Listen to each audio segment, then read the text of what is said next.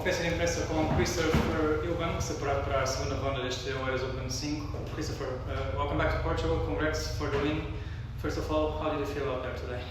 I felt pretty good. I was excited to get back on the clay. I had a pretty good week, I think about a month ago in Houston, where I played pretty well for a couple matches and starting to feel a bit more comfortable on the clay than normal.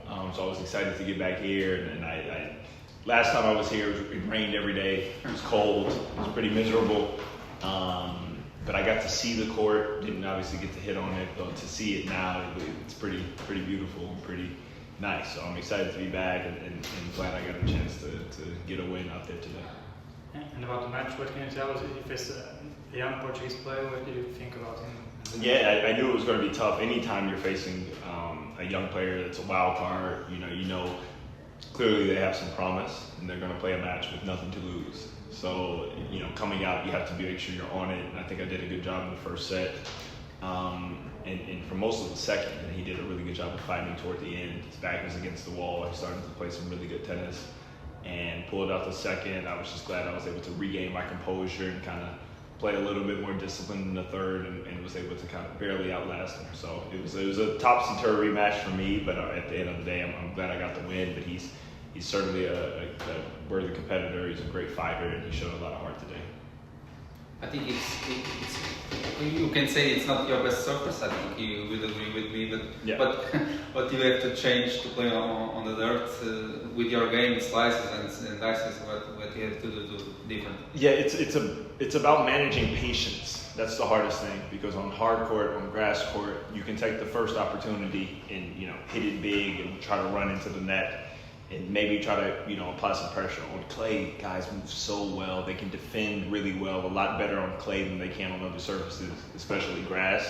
So those, forehands that are short, you hit, normally you would run in, you have to second guess a little bit. I think in my case, I have a tendency of starting to press and trying to get the same reward that I'm used to, trying to hit a little bit harder, a little bit closer to the lines, and then that's when risks start to come and errors can start to come as well. So that's the biggest adjustment, is just managing the patience, still playing aggressive how I want to play, because I don't want to play points where I'm just running side to side to side to side on the clay court.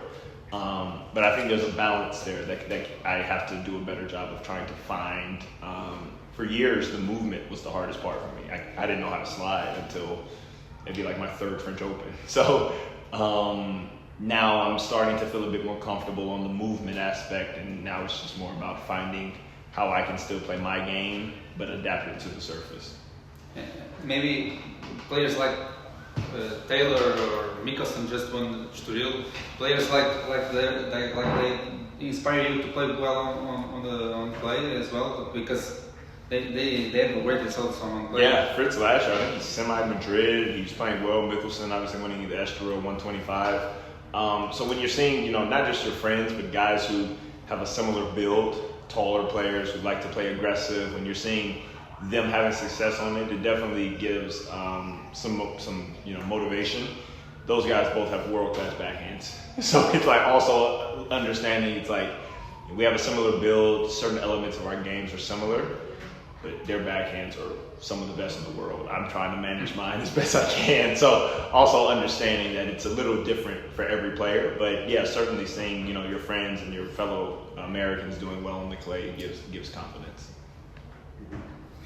How do you juggle? You're a professional tennis player, but you also have been working with tennis channels, commentator. How do you juggle both? Because you were doing that for a while successfully. Yeah. So the mindset can change completely. You can think this is going to be my life, and lose your focus as a tennis player. Mm-hmm. How do you balance that? Well, for understanding that commentating is something that I can do for the rest of my life. You only have a small window of being able to play. So even when I am doing both at the same time, I make sure that whatever networks that I work with understand that my playing comes first. That's first and foremost. So you've highlighted, like I've done Tennis Channel. I've only done Tennis Channel during off weeks where I can completely, the studios are in Los Angeles, and the USCA also has a national training center in Los Angeles. So it's been nice to find times, mainly at the end of the year during the off season, the last 2 years, the only time I've done Tennis Channel has been for Next Gen. So that's like December. There's nothing going on. It's great to go to LA and practice with Marcos Giron and Taylor Fritz, some of the Americans that live there. It's just in the morning, I go and I do at 3 or 4 a.m. I call a couple matches. I'm just starting my days earlier. Mm-hmm. So that's how it works with Tennis Channel. With other networks like ESPN, and I'll do TNT for the French Open, they're all completely understanding that when I arrive to the tournament, my job is a player. I'm there to play. And so production meetings and all of that stuff, I'm not a part of any of that as long as I'm in the tournament. Whenever I exit the tournament, that's when I kind of go into, okay, how can I be an effective broadcaster? Because it's just something I enjoy doing, something that I like watching matches. I watch matches, even if I weren't broadcasting, I'd be watching these matches. So it's cool to be able to go somewhere and have 6 matches on at the TV, and I can just watch all of them, and it's like a job, and it's kind of fun. But the networks have all been super great. They understand that, hey, if Chris is playing in the tournament, he's a player. We're going to treat him like a player, and that's that. Whenever I exit the tournament, I then will send one of the producers a text and say, okay, whenever you guys need me, I'm ready. And then what happens is they'll give me certain matches that they want me to do, and then I fix my training around that. So during the Australian Open, I lost the last round qualies. I was waiting around for Lucky Loser. I was training in the gym and on court every morning, sometimes 7 a.m., 8 a.m., not to make sure that I get that part in, because the last thing I want to do is do broadcast and then my training or my playing starts to suffer. So that's kind of how I make sure that I prioritize my training even when I'm doing broadcast, and then when my training is done for the day, we jump in. So it's not that difficult. It's really not, as long as I have a good understanding with the networks that, hey, I'm a player. And so my matches and all of that stuff is going to come first. Even when I'm working as a broadcaster, I need a 3 or 4 hour break, either in the beginning of the day or the end of the day, to make sure that I'm getting my training in, and they're always super accommodating. So it makes it, and I usually only do 3 of the slams and Next Gen at the end of the year. So it's not like I'm doing like throughout the year in Rome and all these other tournaments. It's like I'll do Australia because I'm already there. This year I'll do the French Open. I'm already there. May or may not do Wimbledon, but the US Open I typically will do. I'll play, and whenever I'm done, I finish it out because it's in the US, it's easy, and it's convenient. So it's like 4 times a year usually. Okay, so as an analyst, I've got a couple questions for you. Okay. Do you think the height of the net should be a little bit higher? Because we've had that height wow. since. I've never thought of that. Yeah. Okay. That's tough questions. Yeah. So the average height is much taller than it used to be in the beginning. So we have 0.914 in the decimal system, and should that be adapted to the circumstances or to the times, because it's been there forever? Yeah, that's a very good point. I'm not too big on changing the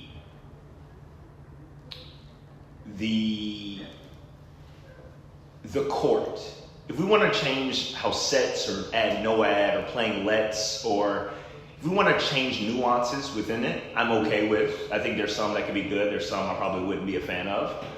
But in terms of the dimensions of the court, the dimensions of the net, also, I'm a tall guy. I usually play a little bit lower over the net. So if we start changing the height, I might start missing more balls in the net. So I might be a little biased. But I like the idea of the fixed items of the court remaining the same, because it is kind of fun and kind of cool to think that, when I am watching Nadal and Djokovic in that legendary Australian Open final, and I'm seeing how much court they're covering, it is kind of cool to say, well, I'm on the same dimensions of the court, I just can't do what they can do, So I think there's a part of that I like the certain elements of the court remaining the same. If you want to change scoring systems and stuff, I'm a bit more open to that. What would help serving bowlers? What's that? What would help serving bowlers become a major force on tour? Speeding up the courts. Speeding up the courts. I know a lot of guys have spoken about the difference in balls. Personally, there's certain balls I like, there's certain balls I don't like. I've been very fortunate to where they haven't caused me any injuries. but also a lot of the guys who are playing way more matches than I am. So we've had Zverev talk about it a good bit. He's consistently going deep in Grand Slams. He's going deep in 1000s. Like, I'm still trying to figure that out. So the balls isn't as big of a concern for me as it is for some of the higher ranked guys. But I definitely think having more variety of court speeds would be great for the game. I think having certain tournaments understanding this is going to be very quick, certain tournaments understanding this is going to be very slow, getting grass to be pretty quick again. I think people are very surprised to find out that grass is very, very slow nowadays typically. And sometimes you'll get a fast clay court. So I think having variety of speeds is something that I would be massively in favor of. Yeah, I grew up watching variety of speeds. Yeah. Both are really different. Yeah, and you knew certain players were going to be threats at certain tournaments more so than others. You knew when Sampras showed up at Wimbledon, you're like, it's going to be tough. Like Becker, Ivanisevic, like those guys are just bombing serves, and especially playing, even Edberg, like playing aggressive serving and volleying. One knife of a volley just takes to a fast court a lot better, whereas nowadays you knife that same volley on a slow court, it sits right up, and like I said earlier, guys can move and defend so well. These passing shots are becoming a bit easier because of how well players move. So I do think quicker courts periodically sprinkled in throughout the year, where players know, hey, this is a quicker court, quicker conditions, this could be good for me, let me go and play that. Yeah. You know, so. I think your players should battle for more We should diversity. adapt. Yeah. But then again, Rafa once told me, if you look at the play of the day, it's always the points that last longer. Yeah. So it's like an entertainment value, but I do think players will adapt. I think we will see, players will make whatever adjustments they need to make to be successful. So we saw, I believe, a year ago, it was in Cincinnati, Carlos spoke about how fast the courts were there. Usually they are fast. Yeah, usually they're faster in Cincinnati. And so I think if 1 year it's fast and 1 year it's slow, and then the next year it's medium and next year it's slow, it's like it's tough to develop that continuity when you show up to a tournament and understand. And also the other thing about tournaments is if you're practicing on the outer courts and then you get on stadium court for those players, like it's very different making that adjustment. The outer courts a lot of times are very quick because they get a lot more play. Stadium courts will get... It depends on the provider of the service. Yeah, and how they lay it. So there's nuance to it, but I think at the end of the day, the best players in the world will learn to adapt, just as they have in every generation. They've always been able to adapt to different surfaces and technologies and whatever. Final question. Roland Garros, Mm-hmm. who do you see? And why isn't Carlos... Being talked about as much? I mean, I never saw a player as good as him when in that age, and I've followed tennis since the 80s, the early 80s. So why isn't he established at the top as everyone predicted he would be? I think he is, personally. I mean, he is, I think he is. Not as the number one, the unconditional number one. I mean, I think... You think he gets bored? Because No, I think that people have an expectation that isn't very normal. Like, we've looked at the past 20 years, and we've seen the best players in the world every single week at every Grand Slam being semifinals, every Masters 1000 being the semifinals. That's, like, before the Big Three or Big Four era, if we think, as you know, as a tennis historian, it wasn't like that. You would see the number one player in the world at certain tournaments would maybe lose in the second or third round. Murray won more Masters thousands than Pete Sampras. Yeah, exactly. It proves exactly 100% correct. And so I think that for the past 20 years, we've gotten used to seeing the players who are number one, number two, number three in the world always being in the finals or the semifinals of tournaments. And I think that you set that expectation, it's tough to follow such all-time greats like that. And I think also factoring in the thing that you said, Carlos being so young and being so accomplished and being such a complete player, I think it's going to just take doing it more and more often, the maturity as he continues to grow and figuring out, when,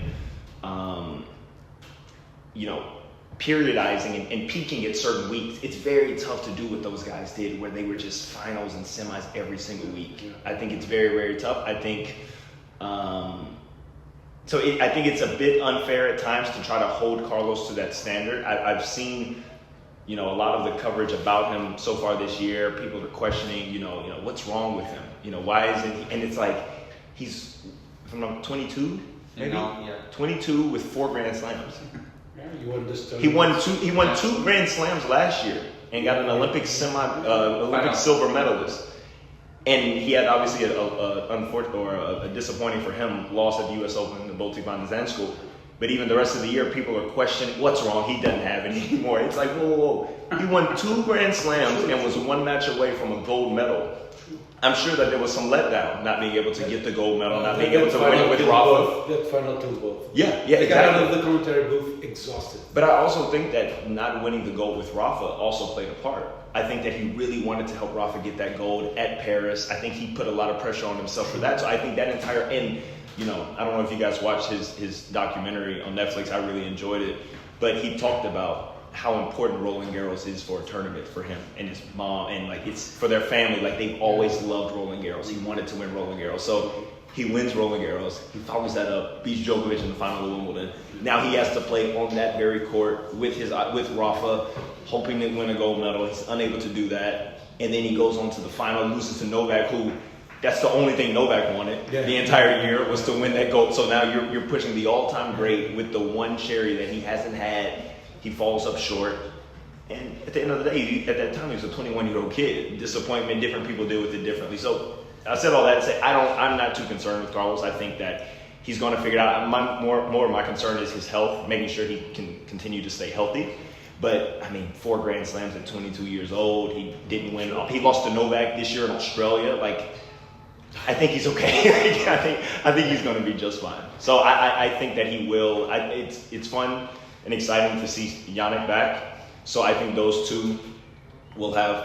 I think that will also maybe, who knows, serve as some motivation for Carlos to he has his rival in a way back, and so now there's that extra cherry, that extra thing that he's fighting for and he's training for every day. So I'm not too concerned. I think he's okay. I think he's still incredibly young. We forget how young he is, but I think he's going to be just fine.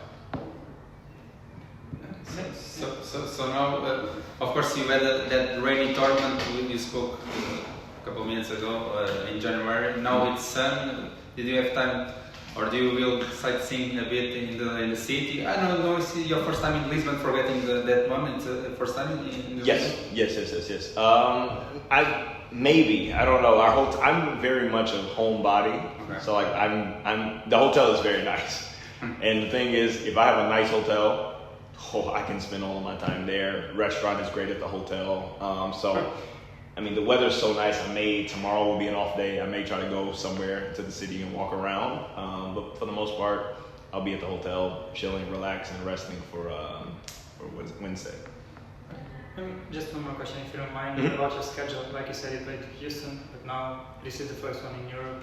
You skipped some pretty good tournaments on clay. Why was that? So the original plan was before, I felt pretty confident in Houston. The plan had always been to go to Asia and go to Korea. Korea and China, 2 weeks Korea, 2 weeks China, and play there. I had 2 unfortunate matches. I just I didn't feel like myself in Korea. And it came to a point where I had to decide whether or not I was going to play the last 2 weeks in China, or was I going to go home and try to have a mental reset and then come here and try to put my best foot forward before Roland Garros. I lost first round in Korea. Made the decision to not play China, so I had to adjust the schedule a little bit, and then came on back. Was able to get 2 weeks of training at home, and then came here. So it was more of a changing the schedule on the fly, depending on how my body's feeling, how my game's feeling. I also needed to take a bit of a break because I had been playing almost every week of the year, and this next stretch that's coming up, leading from the clay into the grass into the U.S. summer hardcourt swing, is a big deal. Had I known that I would have felt pretty confident in Houston on the clay, I probably would have done Madrid and Rome. By that time, the deadlines had already passed. So it's kind of one of those things where you enter it 4 weeks out or 3 weeks out, and then I showed up in Houston. I was like, man, I kind of like the clay right now. But I had to play in Korea, a week later. So it's tough. I think if I could do it all over again, I probably would have done Madrid, Rome, just to give myself the best chance. But can't live in the past, can't live with regret. Now I can just try to put my best foot forward. Okay, thank you very much. No problem, guys.